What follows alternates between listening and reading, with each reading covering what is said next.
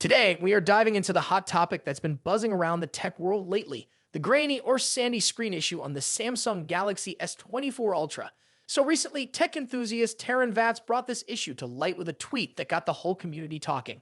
Heads up Galaxy S24 Ultra users, reports are surfacing of a grainy/sandy screen issue, especially on dark colors. This seems widespread and isn't limited to a few users. Samsung updates haven't fixed it, and their solution of max brightness is a band-aid, not a fix. We deserve transparency, Samsung. What's causing this and how will it be resolved? Also, retweet to spread awareness and share your experience if you're affected. Not just this, my debacles also talk about my matter. Many users on various social networks complain about grainy displays on their 24 Ultras. This tweet sparked a wave of concerns among users who invested in Samsung's latest flagship device. But hold on a second, there's another perspective worth exploring. My Damback Cafe shared some interesting insights that shed light on possible explanations and solutions. While I agree this is an annoying issue and people paying so much money for their device should get perfect product, I can also show some leniency to a very new product that was just launched on the market. Instead of crying and bitching about it, I decided to document myself about possible causes and possible explanations. I'm waiting still for my Galaxy S24 Ultra pre-ordered on 17th of January. I am so eager to get it and check for myself the display. Unfortunately, my retailer still can't give me a definitive delivery date. Meanwhile, I have visited some physical stores in my city and asked the guys in there to do the test. All of them had the graininess of various degrees, with some closer to no grain at all than others. The phones, cooked up in the power outlet on display staying all day and playing demo mode movies and whatnot or tested by customers, had the least amount of grain. It seems to be related to the usage. These panels are extremely new, and it looks like they can get better in time. I will explain how, or at least try, based on different scientific papers I've read and various explanations I've heard recently. So let's go with it. All displays can get better in time, and the reason this might happen can be a combination of factors. My Getback Cafe highlighted the potential for improvement over time, citing factors like pixel aging and dynamic pixel behavior.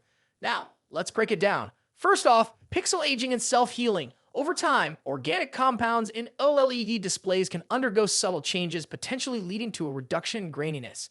Dynamic pixel behavior is another factor to consider. Regular usage can help distribute wear more evenly across pixels, leading to gradual improvement in display quality. Sub-pixel arrangement and noise reduction. Samsung Galaxy S24 series likely uses a pentile sub-pixel arrangement, a diamond-shaped arrangement of red, green, and blue sub-pixels.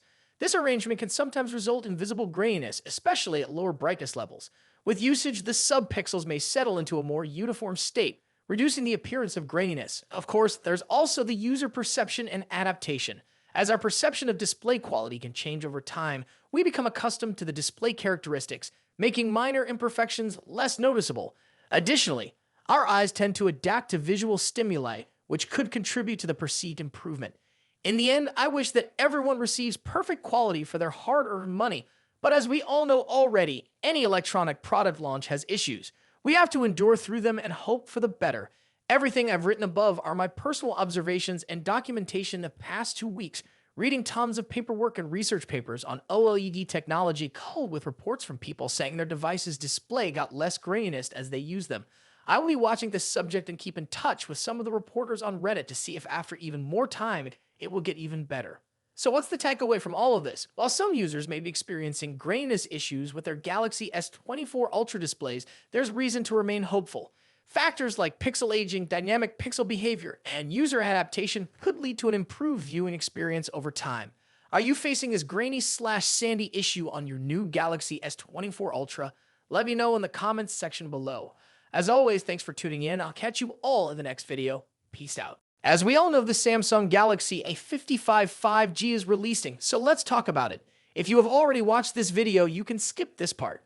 The much-anticipated Galaxy A55 is on the horizon, and we have got all the details you need.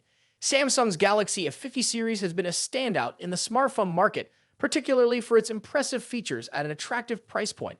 Following the success of the Galaxy A54, Samsung is gearing up for the release of its successor, the Galaxy A55. Let's delve into everything we currently know about this eagerly awaited device.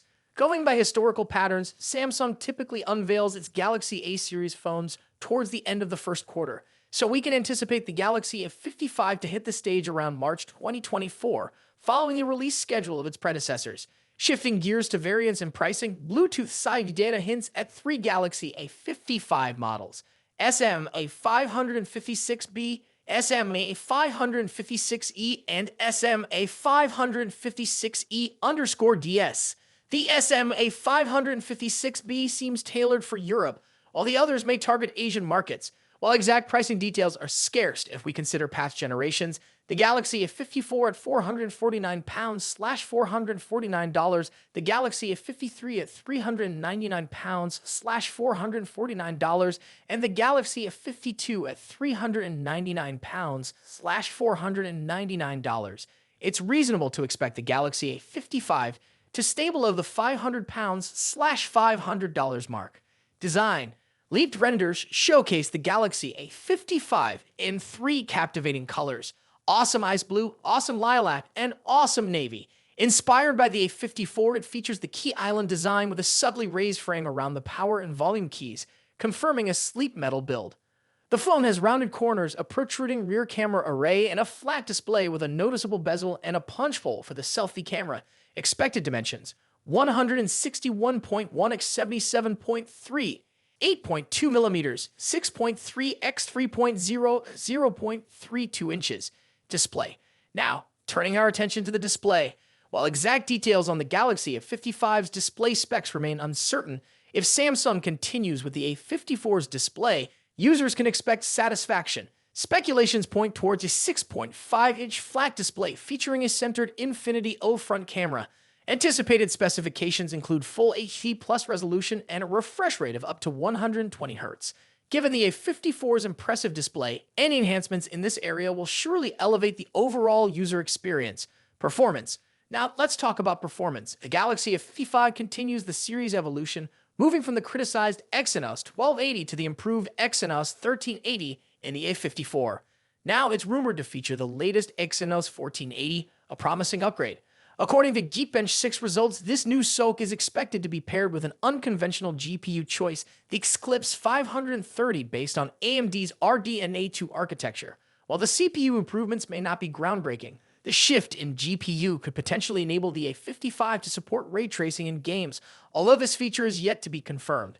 The A55 prototype scored 1127 in the single-core test and 3090 in the multi-core test, surpassing the A54 by a slight margin. The device is expected to retain 8 GB of RAM, maintaining a balance between performance and efficiency. Cameras. Shifting our focus to the camera setup, rumors suggest that the Galaxy A55 might not bring significant changes in this department. The Galaxy Club report suggests no major changes, but that's not necessarily bad news. The A54 delivered impressive photos for its price. While the rear camera setup seems consistent, unfortunately, there's no news on any front camera updates. If the leaks are accurate, the Galaxy A55 might continue to use the same 32-megapixel front camera sensor as its predecessor, the Galaxy A54. While the A54's front camera delivers decent performance, some users may have hoped for an upgrade given the iterative nature of smartphone releases. Battery and charging. Now onto the Galaxy A55's battery and charging. TÜV Rheinland certification reveals 25 VLU fast charging with 9V and 2.55 as support. The 3C certification reinforces Samsung's dedication to fast charging in mid-range phones. While exact battery details are limited, we anticipate reliable 5,000 mAh cell for extended usage. Network and connectivity. Moving on to network and connectivity, the Bluetooth SIG certification reveals that the Galaxy A55 will sport Bluetooth 5.3, matching the capabilities of its predecessor, the A54. Consistent connectivity ensures a smooth user experience, especially with wireless accessories. Software. Last but certainly not least, let's talk about the software. The Galaxy A55 is gearing up for launch with Android 14 and Samsung's One UI 6, promising a seamless and user-friendly experience. This combo suggests exciting enhancements to Samsung's ecosystem.